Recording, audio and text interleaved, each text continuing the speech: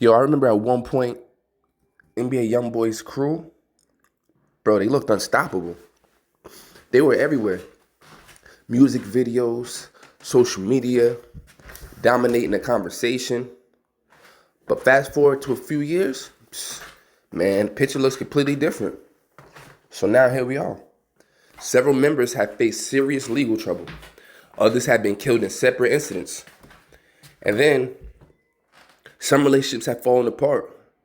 And while YoungBoy himself has spent years dealing with court cases, house arrest, and incarceration, the team has been able to show us that without him around, they're crashing out. It's a reminder. Think about how quickly things could change in this rap game. 1 minute you're at the top, and then the next, the people around you are gone for completely different reasons. That's crazy that it happens so fast. And whether you blame the streets, the lifestyle, the pressure that comes with fame, yo, it's hard to ignore just how much NBA YoungBoy's circle has changed over the years. And what do you think is the biggest reason his crew ended up like this? This is when you sit back and you stop and you say, hold up. You see this man in the camera? This YB right here. And he was beefing with YB's brother. To the point YB's brother almost wanted to take him out of here. So what's causing the turmoil in the camp? What's causing the division in the camp? Why is it that it's beyond these members not getting along? They want to bring literal harm to one another. How did it start and where is this coming from? Well, some could say it's the attention that caused the pot to start boiling. Because as YoungBoy's career exploded, so did the attention surrounding everyone in his circle. So check this. Law enforcement isn't just watching. They're watching not just YoungBoy, the people around him. Every arrest, every investigation, every social media post. And then suddenly, it's like that spotlight, it helped them make them famous, but then it also brings a level of pressure they never dealt with before. And history shows when fame and street ties collide, things can unravel fast. And with this recent NBA Herm beef online, they need to be careful because he's like one of the last one of the last soldiers on the front line, and he's making this beef all public. If there's like one person people thought was next in line, correct me if I'm wrong, but a lot of people thought it was P Yungin. See, YoungBoy co-signed him early, but put him in front of millions of friends. YoungBoy co-signed him early. If there's one person NBA YoungBoy fans believe was next in line, it was definitely P Yungin. See, YoungBoy co-signed him early, but put him in front of millions of fans. And for a while, it looked like he was on the same path. Every new song, every appearance with the NBA camp, hey, it only added to the hype. And then that momentum came to a sudden stop. 2026, P Yungin was arrested and charged with second-degree murder and the death of Jonah B.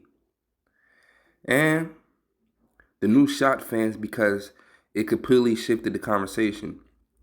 And instead of people debating his next project or wondering when he'd break out, now everyone's talking about the M case.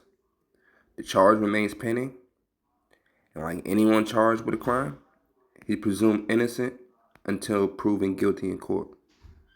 So, regardless how the case ends, the impact on his career, undeniable and immediate. And the artist many people expect to become one of the next faces of NBA, back to square one. Now he's fighting something much bigger than music. And that's what makes the story so tragic because look at the cost. So many people around YoungBoy had talent. They had exposure. They had one of the biggest artists in rap open them doors for them. But opportunity alone don't protect you from the decisions you make or the decisions you find yourselves in. And P Youngin's story became another reminder for members of YoungBoy's circle. The biggest battle often wasn't getting famous, it was surviving everything that comes with it. If you watched YoungBoy during his rise, you know Ben 10 was not just another face in the background. He was one of YoungBoy's closest affiliates and one of the most recognizable members of the NBA camp. Wherever YoungBoy went, Ben 10 usually was not far behind. Pause. But in April 2026, y'all remember the incident that changed his life. And this is another thing that made me question, is there turmoil that's going inside of the NBA camp? Because why was Ben 10 even with Mob Ties and Jay Prince, knowing they put YB in a treacherous situation before? Ben 10 was popped multiple times during a violent confrontation at a Houston restaurant. And according to investigators, the incident began after altercation.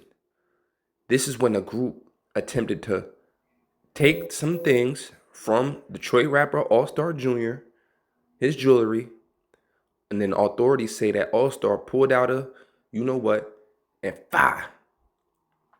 Hey, Ben 10 was critically injured, and then that's when he suffered the injuries he suffered. And the internet immediately connected dots to Houston's Mob Ties, because the boogeyman, Jay Prince Jr., was reportedly present at the venue. But many of the claims circulating online about exactly who directed whom or why, both have not been confirmed. So what is confirmed is this. One of the most visible members of YoungBoy's inner circle went from appearing in music videos to fighting for his life in a hospital. And for longtime fans, that moment felt like another reminder. Dang, the original NBA crew is changing in real time. And looking back at those earlier videos now, it's hard not to notice how many of the people standing beside YoungBoy have had their own battles with violence, legal system, or both. And Ben 10's story became one of the clearest examples of how just quickly life can change, even for someone who looks untouchable from the outside looking in. Now, by this point, it wasn't just one person from YoungBoy's circle making headlines. Y'all do realize that, right? It felt like every few months another name was connected to the NBA movement. And it was not the music. Fans had been around since the beginning, but then they started to notice something. The faces in YoungBoy's videos weren't the same anymore. Some people were sitting in cages, others were fighting cases, and others simply weren't around like they used to be. The moment that once looked like a family started looking fractured. And when you really think about it, that's probably the biggest difference between the old NBA era and today. Back then, the crew, it had that untouchable aura to it. Every music video looked like 20 or 30 people standing by YB. And it gave the whole industry the same message. Can't nobody touch YoungBoy. But I wonder sometimes if YoungBoy feels survivor's guilt. That reality was much different. As the years passed, real life started catching up with everybody. The court dates, the arrests, the violence, and constant pressure from being attached to one of the biggest names in hip hop. You couldn't even avoid that. And that's when I realized this story wasn't really even about NBA YoungBoy. It's about what happens to the people standing next to the superstar. Because history shows us that when one person becomes as successful as YoungBoy, everyone around him doesn't necessarily make that same transition. It is not guaranteed. I'm sorry. I'm keeping it real. And even YoungBoy sitting back had to probably at some point sit back and deliberate and say, you know what? I gotta let some people go. Some capitalize on the opportunity, and then others become cautionary tales. And that's exactly where the story of Lul Tim enters the picture.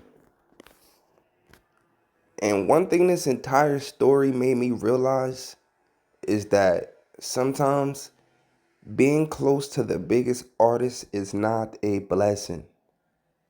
Crazy, right? But think about what I'm saying. When NBA YoungBoy was breaking streaming records and becoming one of the biggest rappers in the world, everybody around him became famous too.